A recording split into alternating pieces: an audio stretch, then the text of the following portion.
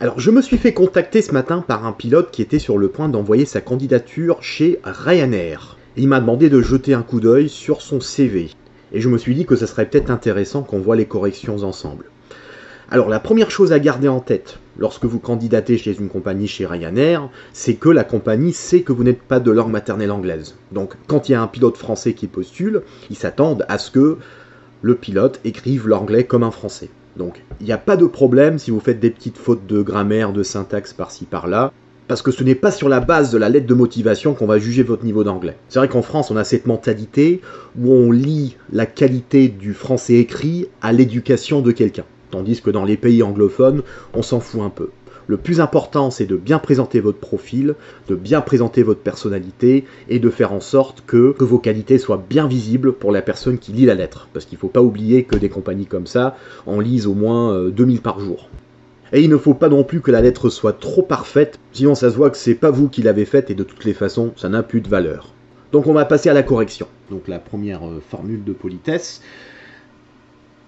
C'est vrai qu'en français, on a tendance à écrire « Madame, Messieurs » ou « Madame, Monsieur ». En anglais, quand on ne sait pas à qui on s'adresse, ce qui est pas mal, c'est de commencer par, bon ça c'est ma formule favorite, c'est « To whom it may concern ».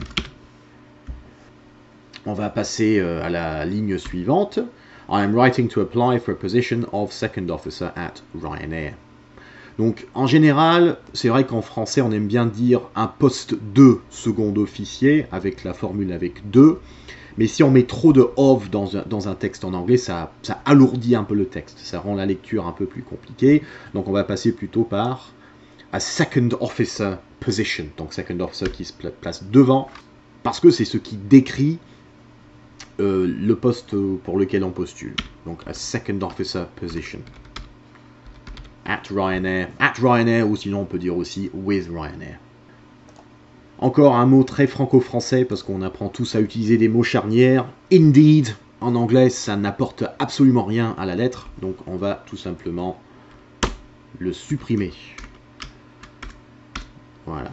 The last order of 300 Boeing 737 MAX is a real improvement and not a proof of the policy, mais plutôt proof of the policy of Ryanair to renew and keep the fleet up to date. Ou sinon, moi je dirais plutôt to maintain a modern fleet.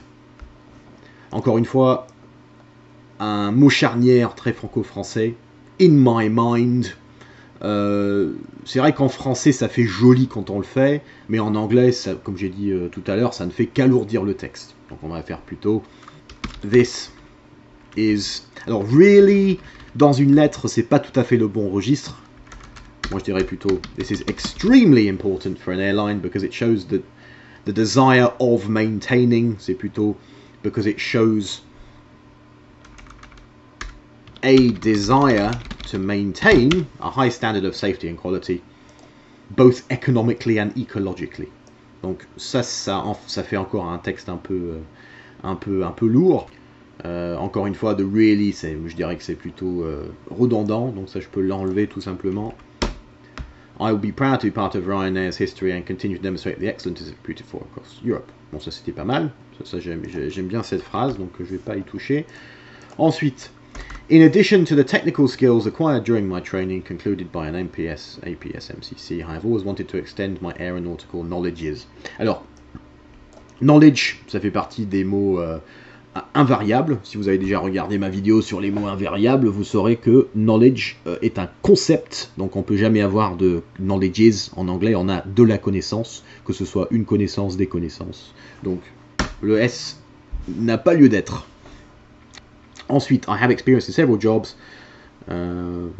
Au sol, en français on dit au sol, et en anglais on dit sur le sol, tout simplement. Donc, et pour relier deux idées comme ça, ce qui est bien, c'est une petite formule comme ça, à la fois au sol et en l'air, ou aussi bien au sol qu'en l'air, both on the ground and in the air. I worked as a ramp agent, donc ici on mettrait plutôt le passé avec have, parce que ça parle de quelque chose que j'ai fait par le passé, mais sans préciser quand. So, I have worked as a ramp agent, a cabin crew member, and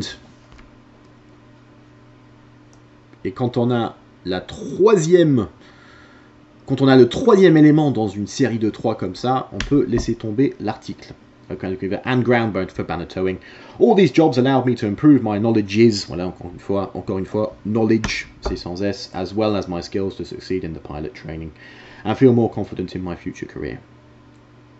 Alors, cette phrase pour moi, elle est redondante. Ça fait une phrase un peu trop fleurie. Donc, on va tout simplement la supprimer. Et on va mettre all these jobs allow me to improve my knowledge as well as my skills. Tout simplement. Moreover. Mot franco-français par excellence. Personne ne le dit en anglais. Je ne sais pas pourquoi dans les écoles en France, on apprend aux élèves d'écrire moreover, parce qu'il n'y a vraiment personne en Angleterre qui s'en sert.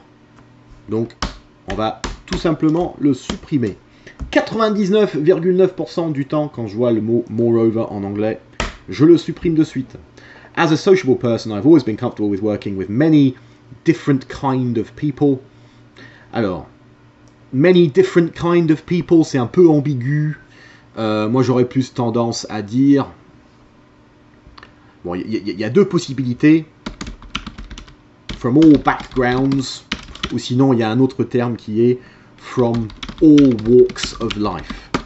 Moi, j'aime bien all walks of life. C'est une de mes phrases favorites pour ce genre de phrase. Donc, working with people from all walks of life. Ensuite, according to that, donc là, la phrase, elle est un peu maladroite ici, elle est difficile à lire, donc encore une fois, il faudrait qu'on fasse une petite simplification. According to that, and as a pilot, being able to adapt to various situations is essential and is something that I am capable of. Alors moi, j'aurais plus tendance à dire...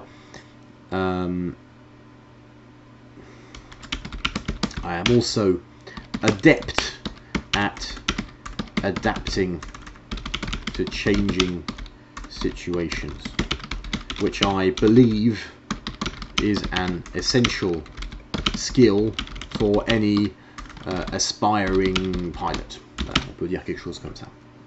Ensuite, furthermore, encore un mot franco-français par excellence. Si vous avez écrit ce mot dans votre lettre de motivation, supprimez-le parce que ça ne veut strictement rien dire. Ça fait un mot charnière en français, mais en anglais, ça fait bizarre à lire parce que personne ne le dit. Voilà.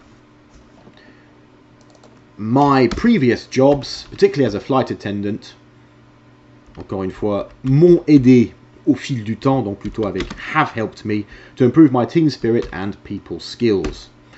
Ensuite, as a French person, as a French person,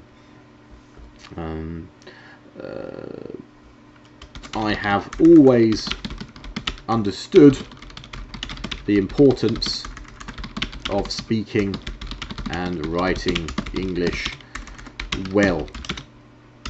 For this reason, I have spent some time in English-speaking countries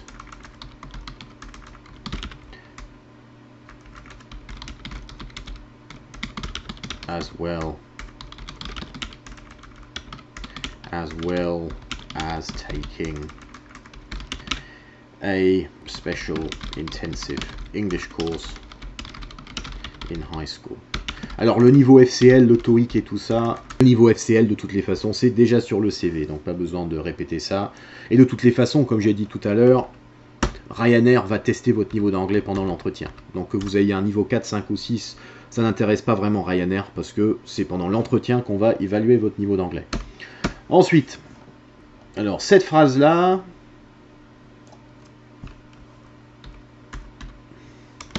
Alors, là, il y a une belle phrase qu'on peut rajouter, et ça, c'est quelque chose qu'on entend souvent dans les sphères aéronautiques.